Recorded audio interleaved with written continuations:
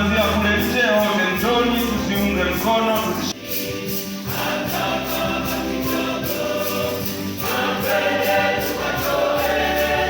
Baba wako nilipata barua yako ukitaka tuna jambo letu tarehe 24 siku ya Pentecost, ukawa umenipa opsheni mbili, nitoe mchele au ng'ombe.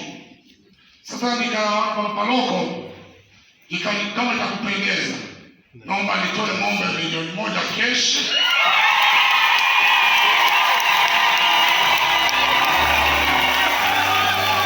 Lakini kama paroko ningekuwa Arusha, ningetoa ng'ombe tu wakachoma wakala nyama.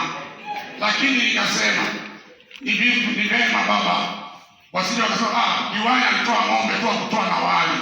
Sasa nimefanya quotation, mchele mzuri pale kwa manakio kilo moja ni shilingi 3,000 na kukabidhi nayo shilingi 300,000 kwa ajili ya mchele kilo moja.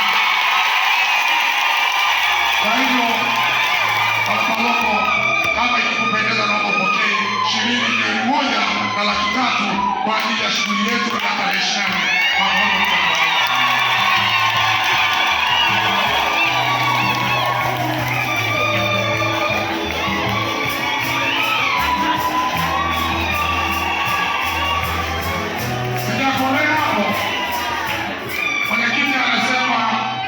Tumeishiwa simenti. Mimi naomba baba paroko, kama itakupendeza, Jumamosi saa 8 nikukabidhi mifuko 50 ili kazi ya Bwana.